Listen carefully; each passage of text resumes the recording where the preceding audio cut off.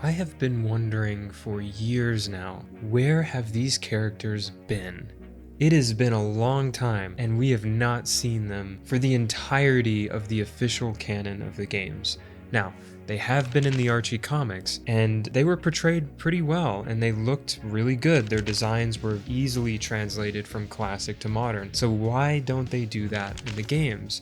Why hasn't it been officially done yet? The potential, especially now with the open world environment sort of gameplay that Frontiers has introduced and is going to be the next 10 to 20 years, according to a recent interview, of the games going forward, and also seeing Tails, Knuckles, and Amy playable in said open environment, I feel like bringing in even more characters that we have played as before in a classic capacity, such as Sonic Mania Plus, right? We played as Mighty and Ray. Having Ray's gliding ability in an open environment, Mighty's ability to punch through rocks and have a stronger stomp that can go through the ground and explore different areas. I think that has been always the appeal of having multiple different characters, aside from the story aspect of it and how fun that can be to see different characters we don't usually get to see interact.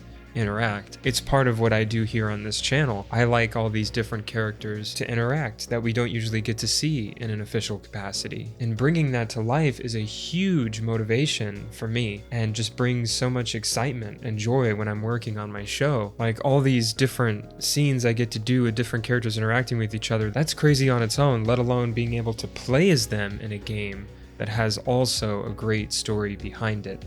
I feel like this is the ultimate recipe for a Sonic game that I have been waiting for a long time. And the last games that sort of satisfied that need for me were the adventure games and Sonic Unleashed.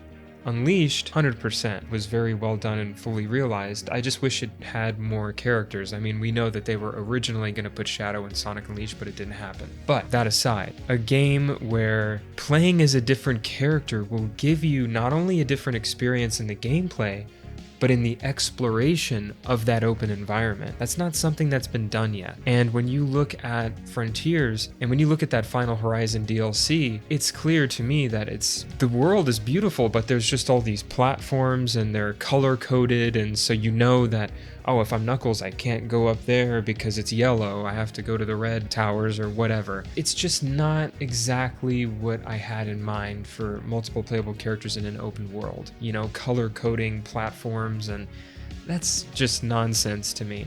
I think they can do way better. And look, I enjoyed that DLC, but I have to admit, it didn't capture that feeling of when I played Sonic 3 for the first time as 3 different characters and realizing, oh, there's places I can get to as Tails that I can't as Sonic or Knuckles, and there's places I can get to as Knuckles that are completely different and change the game in a way and open up completely different parts of the stages. And I feel like that is something they need to translate into whatever game that is coming out next. And we know that they're going to be releasing another Sonic game at the end of next year, 2024, around Christmas time. There's going to be another big Sonic release, and I'm sure we'll get a reveal probably early to mid next year, maybe even later than that, who knows, right? But whatever this game is, and we know it's going to continue that Frontier style gameplay, and the open world I would assume comes with that. I would hope that they would be able to translate what made those classics and exploring the same levels as different characters so fun and replayable in this new modern way, while also modernizing some old classic characters that have yet to be brought into the official canon. I feel like Bark the Polar Bear, Bean the Dynamite, Fang the Hunter, I guess his name is now, Mighty the Armadillo, Ray the Flying Squirrel, these characters need to be brought to the modern game. They are some of the best designed characters. They have very unique characteristics. They're not just like cool design but not really much going on there. Like, no, there's a lot you can do with them. And again, this is something that I've realized after writing for these characters, is that there's an endless amount of possibility. They really add so much to the world. And I know I stated in a previous video that one of the things that makes classic Sonic sort of special is that it has these characters that are exclusive to classic, but now I'm starting to feel like they could both have the same characters, modernized and classicized.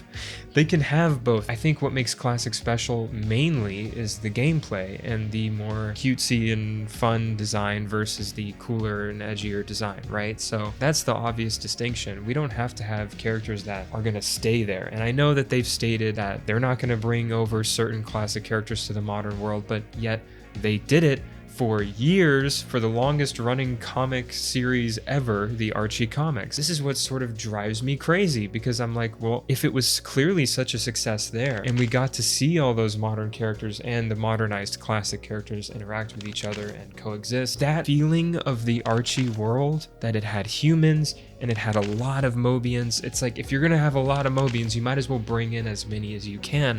And those designs, you can't replicate that, you know? They are very special characters and they should be modernized. And I know, it's like, we finally get multiple playable characters again, and now I'm asking for even more, but really I feel like this is something that should have happened years ago, and it's crazy to me that it hasn't. Just seeing them in Sonic Mania again, as like, from that point, I was already so excited that they were even acknowledging these characters again. I mean, if you don't count the Sonic Generation City Escape posters that had Bark and pretty much all of Team Hooligan on them, but these set of characters, to me, have so much potential. I mean, to just give them voice actors, and voicing them myself, and watching a voice that suits their character come out of them and have them interact with each other, it works. It just works. Even reading the comics, it works. Like, these are characters that are meant to have a voice and talk, and that's the issue with the classic games. Is for some reason we have said, well, everyone is silent. It's a silent world in the classic world. Nobody speaks, or at least we're not allowed to hear it. I don't understand why. You know, when you look at the OVA, they were classic designs, but they spoke.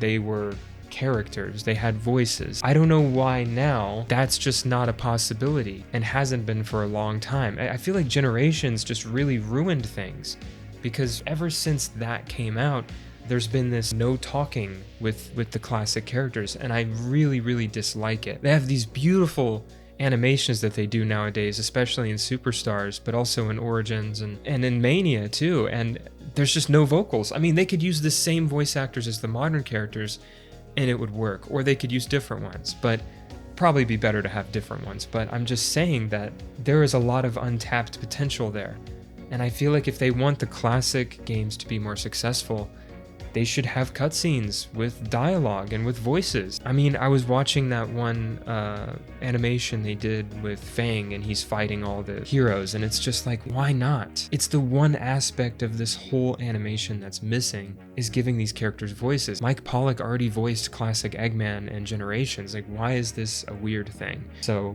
that's sort of how I feel about it. But my main point is that they have a huge catalog of beautifully designed characters with so much potential, and they are not using it. That's all I have to say for now.